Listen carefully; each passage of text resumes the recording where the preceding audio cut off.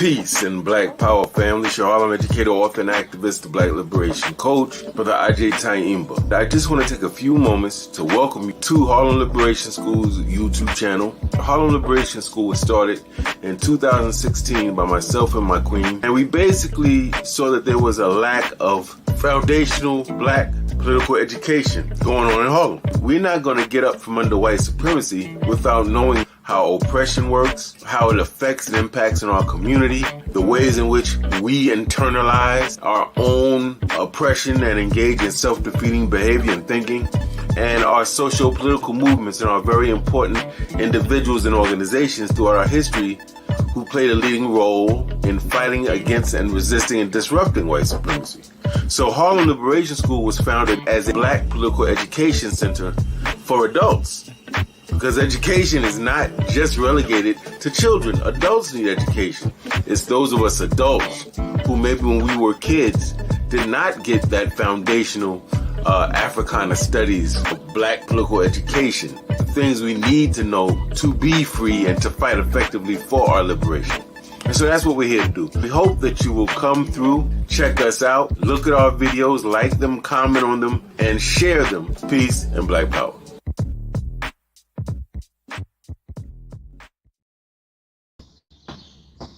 Peace and Black Power family. Harlem educator, author, and activist, the Black Liberation Coach, Brother Ajay Taimba, and I'm filming, as usual, in that wonderful historical and political village of Harlem, New York City. Well, family, here we are. Those of you watching this are blessed to be breathing, no matter what's going on in your personal, financial, or love life. We are blessed to be breathing. I'm blessed to be in front of you. I'd like to start by thanking all of you who have subscribed to our channel, who find the work that we do valuable, regardless of who's on or what the topic is. We try to give you information that's relevant and information that's actionable, stuff you can do or participate in. So we hope you find that useful. Certainly, we ask you, if you have not subscribed to the YouTube channel, please do so. If you're watching on Facebook, we thank you for watching on Facebook. Today, we're talking about as a Black Power sermon, because it's Sunday, and although we are in different religious traditions and spiritual formations, many of us came up in the Christian church, and so we know that we used to see Sunday as the Sabbath day, and we knew that there was a sermon in church in your neighborhood on Sunday. So we kind of hijacked that concept, and we have a Black Power sermon on Sunday. As you know, 2 days ago would have been the 98th birthday of our brother Malcolm X, had he not been assassinated February 21st, 1965, by this American government and some really unfortunately misled Negroes and other people and other parties. So we celebrated hard. We went to Ferncliff Cemetery, where Brother Malcolm and Sister Dr. Betty Shabazz's grave sites are. And I should also remind you, many of our luminaries are buried at Ferncliff Cemetery in Yonkers.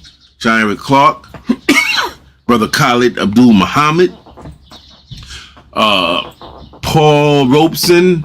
There's a number of greats buried there. Not just great in talent, but great in terms of being race men and women for Black people. So we got a lot of smart people, talented people, they're cute and all that, but they're not working for us. So when you find people with that talent and they work for us, that makes them special to me.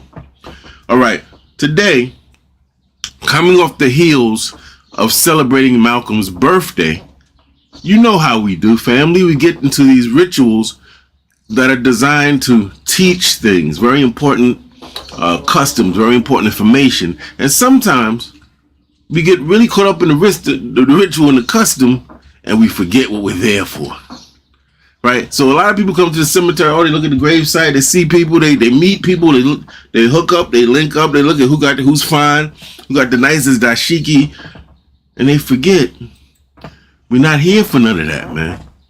We're here to commemorate a brother who really dedicated the greater part of his adult life to helping us to see clearly helping us to have pride, and helping us to fight back without fear, right?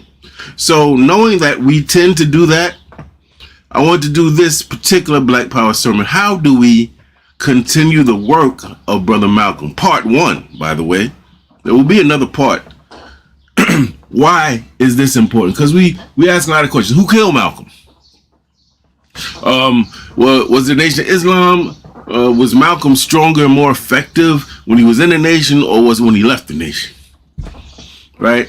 Who were the moles in his organization? Who were the sellouts and the traitors? We asked a number of questions. All of them are good.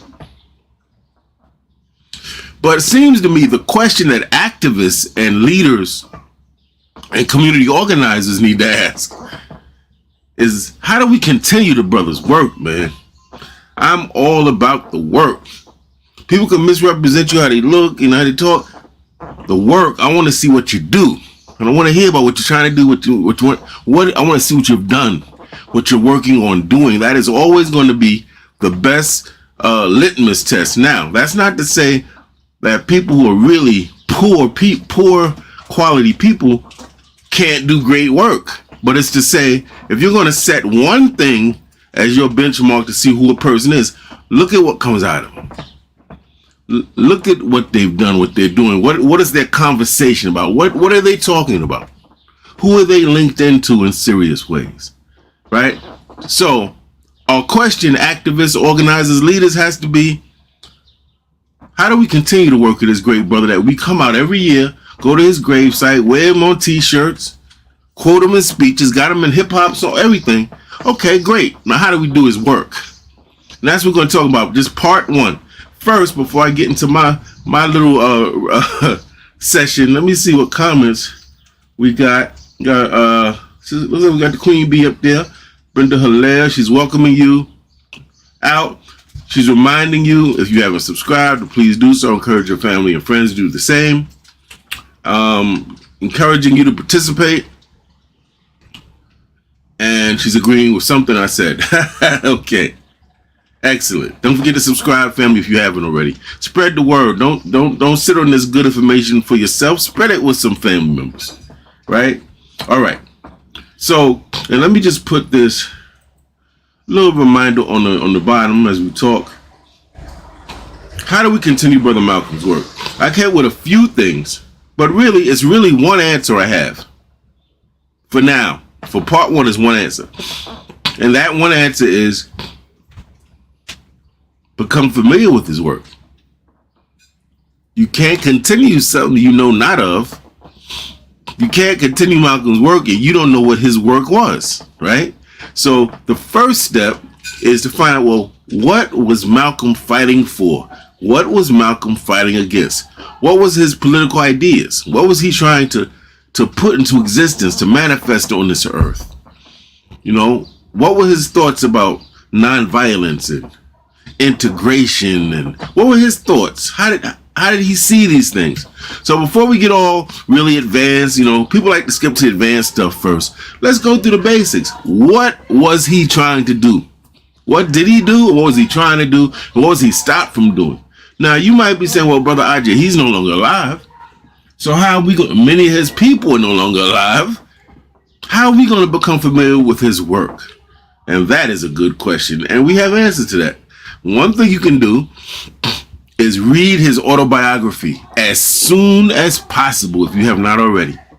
And if you read it and it was 10, 20 years ago, read it again. Read it again. Trust me. As you grow, your understanding of what he's writing in that book is going to increase. It's going to hit you differently now than when you read it 5, 10, 20 years ago. In that book, we get, for the most part, his own voice. Now, there has been controversy about to what degree the writer, Alex Haley, compromised and modified some of what Brother Malcolm was saying. There's been some speculation that Alex Haley had some questionable alliances and that he left certain chapters out the book, unbeknownst to Malcolm X himself. So, factoring in for that, you're going to get some idea of Malcolm and what his life was about in his own words. But remember, when other people write the story, even if they're writing it with the person, there could be room for a little bit of misinterpretation, right? All right. Read the autobiography. How else do you get familiar with Brother Malcolm's work? Listen to his speeches. So you're like, well, where do we get the speeches from? Well, you know, back in my day when I was younger, I got his speeches from my aunt, Evelyn. Shout out to Sister Evelyn, to Sister Lona and Claire. She had the actual LPs, actual albums of Malcolm X speeches. When I went over her house and saw that, it blew my mind. I took a whole weekend and taped everything I could. I had 15, 16 tapes from those albums. So that's how I listened to his speeches, right? But I also read his speeches in a book called Malcolm X Speaks. So today, you are in the digital age. You can go right to YouTube, type in Malcolm X speeches, and hear them for yourself and see him. But you also got to get the book and read Malcolm X Speaks. Why? Because Malcolm X Speaks highlights most of his speeches after he left the nation, with the exception of one. These are speeches after he leaves the nation. This is important. We're not trying to dismiss the Nation of Islam. It's important to know where he was going intellectually and politically and ideologically. And the most accurate way to know that is through his speeches. He's talking about Pan-African. He's becoming more Pan-African. He's expanding his idea of what black nationalism is and what it looks like. His views on women are changing, right? A lot of good things happening in his life in that last year. So you got to read Malcolm X Speaks. Something I think is important is he created two organizations, right? So you know what I said, you're going to know a person through their work, right? Through their fruit of their labor. So learn about Malcolm and his work and where he was going by studying the Muslim Mosque Incorporated. What is it? Why did he create it? Who was it for? What was he trying to accomplish with it? That's part of his work. Clearly, the short answer is he needed an organization for the people that left the Nation of Islam when he left, who were standing in solidarity and allegiance with him. They left the Nation of Islam. He created something for them. And also, as he's traveling around the world at last year to Africa, meeting all these Sunni Muslims, the so-called Orthodox Muslims, he wanted to create something for some of the Orthodox, the people who believed in Orthodox Islam, that they could join, where they could realize, stay connected to their religion, and also kind of do the sort of political and social work that Malcolm was calling them to do. But you got to read up on it and see what they were about. And don't stop there, because he started another organization called the Organization of Afro-American Unity, right? Based on the Organization of African Unity in Africa, right? Okay. Learn about the objectives of the OAAU. If you go on the internet to Google, you can actually type in Charter of the OAAU, and you can read the exact document that he created. John Henry Clark, I believe, did most of the writing of that charter, but you can read exactly what their constitution says. If you type it in YouTube, you can actually hear him, Malcolm that is, giving a brief sort of synopsis of what the OAAU was about and what they was trying to do. And I know one of the things he said, we're trying to figure out, should we have a black nationalist army or a black nationalist party, right? So he's talking about governance, nationhood. He's talking about how self-defense, a lot of stuff he's talking about with this OAAU, right? But of course, he was shot down before he could fully build out that organization properly. So the organization did not thrive after Malcolm was killed. Another thing you want to do when you're trying to find out about a person who's no longer alive and they're controversial, which means a lot of people may misinterpret what they said, may smear the person's name, and you want an accurate understanding, you got to talk to the people that knew him. You got to talk to the people that walked with him, that worked with him, right? In this case, there is one book that stands out above any other book I know in this respect, and that is John Henrik Clarke's book, Malcolm X, The Man of His Times. As you may or may not know, Barbara Clarke was Malcolm's historian. If Malcolm had a cabinet of experts, which he did, that would educate him, inform him about things, Dr. Clarke would have been his historian. That's the guy he went to when he wanted to know more about what's going on with the Mau Mau in Kenya, who is Jomo Kenyatta, who is Julius Nyerere, what's this African independence movement, what's going on with Ghana, right? He went to John Henrik Clarke. And he was wise to do that.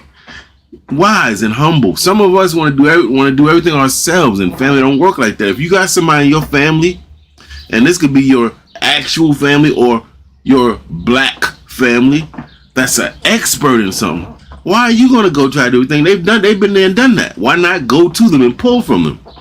Right? That's what teams do. Malcolm understood that. As bright as he was, he had no problem asking another man, could you tell me more about the situation in the Congo?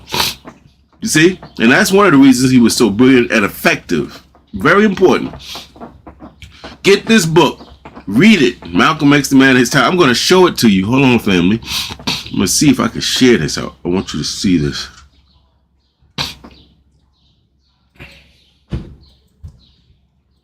If you cannot see it, somebody has to type it and tell me that they can't see it. Hold on, family. It's a computer. Hopefully right now you should see a screen where I'm on Amazon's page, and you should see a cover of Malcolm X's book, a more recent version. Hold on.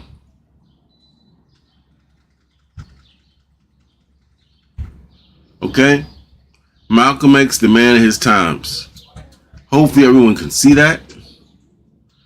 This book is excellent because if I can get this thing open, what's in that table of contents is so rich. Hold on one second.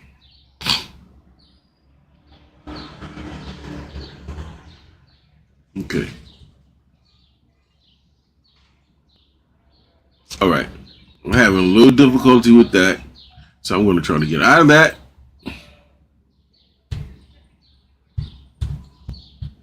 And continue with what we're saying.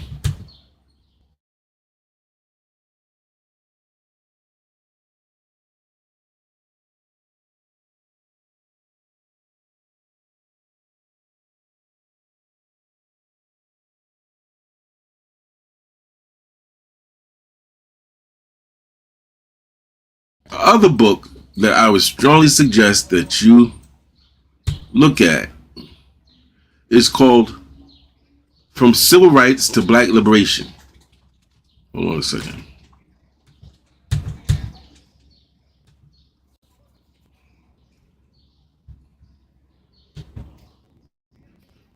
Hold on, we're having a little bit of a technical glitch, but we'll be right back.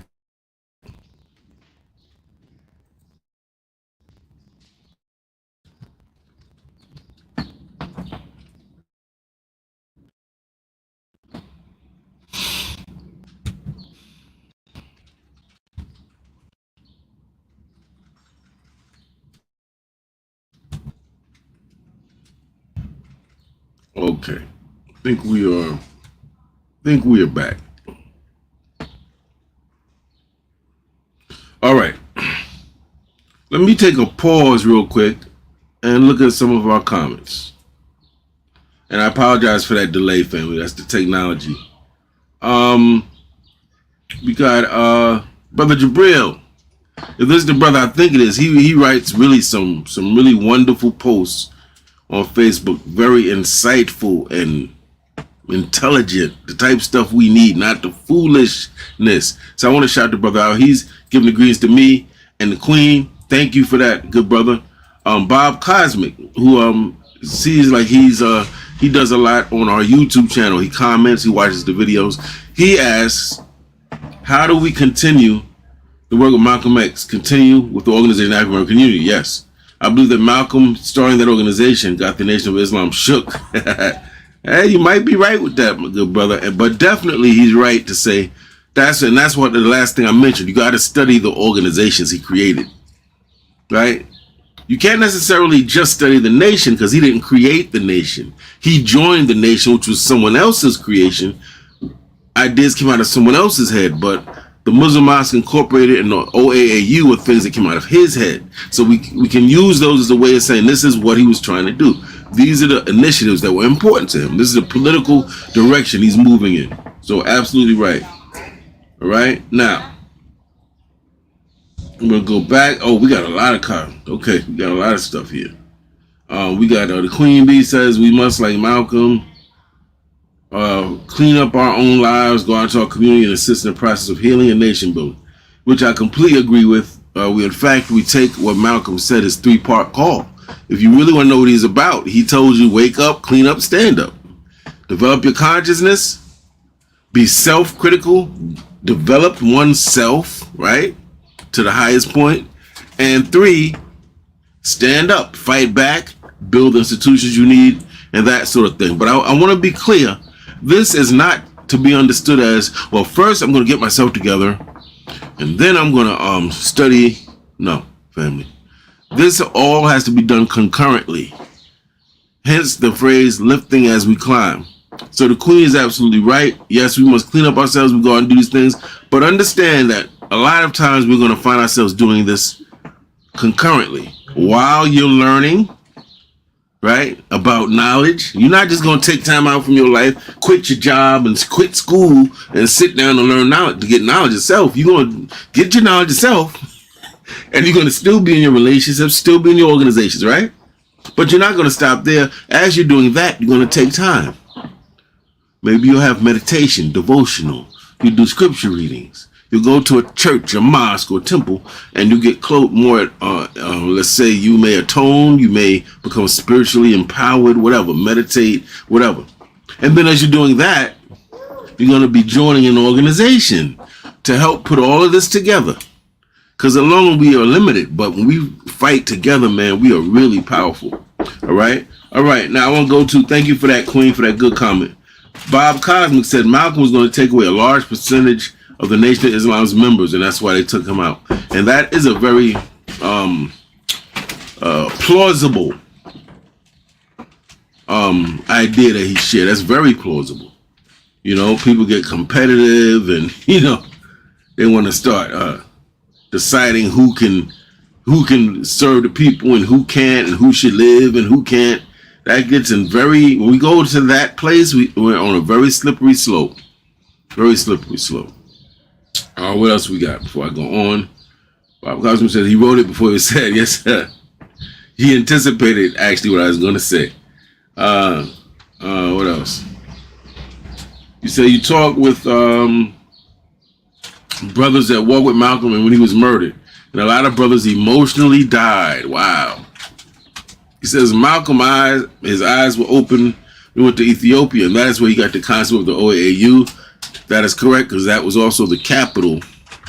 With that in Ethiopia is where they held their meetings, the OAAU, at first. It's now referred to as the African Union. It's certainly not as militant or nationalist as it was in Malcolm's day, but it's now known as the African Union if you don't want to follow what they're doing. The Queen says he understood the importance of building alliances. He absolutely did. And boy, did he was building some powerful ones over in Africa. Bob Cosmic adds on, he realized that religion was causing problems and decided that OAU was the way forward regardless of religion. The main thing that bonded us is that we're Africans. Now, I want to add on to that.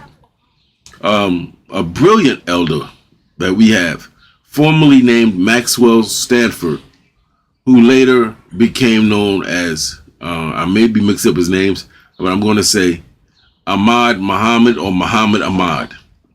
He's nicknamed Dr. Revolution because he got his PhD. I heard him say once, I read what he wrote once, and I asked him directly once, and I videotaped it it was here on YouTube. I asked him directly, why did Malcolm is it true that and he said, yes, Malcolm started the OAU because when he was going to these people and they were trying to get money for the organization, for us back here, they said, there's a lot of different black organizations. We don't know who to give to. We can't just give to everybody. So why don't you create a united front organization representing black people in America, and we can give money to that. So one of the reasons he formed the OAU, practically speaking, was to create it as this united front organization that he was positioning the OAU to be the organization that represented black people in America that were fighting for liberation, that would be recognized all over the world by other revolutionaries. So when they needed, when they wanted to give something or whatever, or speak to somebody, they go right to OAU. It was really brilliant what he was doing. Okay. Now, let me go back to this, pick up where we left off, make sure I don't forget. Because I don't want to be here too long with this, y'all. I don't want to bore nobody to death. So yes, listen to it. So I just want to go over what we got. We said, I have one answer for you today. Be familiar with his work. Know what he was about. Read his autobiography. Listen to his speeches. Learn the objectives of the Muslim Mosque Incorporated. We said learn the objectives of the OAAU and its inner workings. You gotta read this book, Malcolm X, the Man of His Times. Why? Because John Henry Clark has 20 to 30 different black people that are speaking about Malcolm, who knew him and worked with him in various capacities. I'm telling you, it's gonna blow your mind. You hear what these people have to say, all who knew him and worked with him, right? That's the important part. You can talk to people who came later and studied, that's great. But if you can talk to people who actually worked with him, that is the best, besides speaking with Malcolm himself. This was it. There's a brilliant book written by Brother William Sales, Baba William Sales. He was actually one of the original members of the OAU. I saw him speak at the Schomburg Library maybe 2-3 years ago. But I read his book, From Civil Rights to Black Liberation, Malcolm X and the Organization of Afro-American Unity. This is written by a scholar, activist, who was part of the OAU, right? So it's credible. Check that out so you can get a sense of how they rolled, what they were about. And even to check out why it didn't quite pan out maybe the way Malcolm wanted it, once he was killed. Very important. So this is part one, family. We gave you a lot, but really it's one. I gave you one answer to the question. I just said, be familiar with his work. Don't be one of these people who's rushing to do something. Don't even know, like, yo, slow down. Start here. Take it in steps. Don't try to be all grandiose. If you want to do something right, it's usually a procedure. It usually takes some time. So if we take our time to answer the question, well, what was his work? Then we're empowering ourselves to continue his work. In part two, we're going to get into more specific things about what we can do specifically to continue his work. But with that said, family, I thank you all for joining. Hope we didn't take up too much time. And hope we see you again soon. Please, if you have not subscribed, please do. Right? And remember, here at Harlem Liberation School, we say to all our African people, starting with those of us right here in the United States, that we are one people manifesting in different ways, different skill sets, different personalities, different things that turn us on and turn us off. So what? Get past all that. Think about your health care or lack thereof. Think about your lack of access to real capital and assets. Think about our unemployment rate being double that of white people for 60 straight years. Think about black women getting abducted and sold into human trafficking rings. And black men and increasingly black women being in prison, being incarcerated unethically for far longer than they need to be. And in some cases, they're being in prison and have done nothing wrong. I want you to put all that in perspective. And that's the tip of the iceberg. And understand this. If we fight together and we work together and we get past our ego and our vanity and our lower self, and we become gods on the earth, we can rout these devils right on out of here. But you first got to conquer the devil inside. Because you can rout the devils, but if you're a devil, you're complicating the revolution. Family, with that said, thank you, peace, and black power. Please stay tuned for upcoming Harlem Liberation School broadcasts. And please subscribe to our channel. We're almost at 1,000 subscribers. Thank you, family. Peace. Have a beautiful day.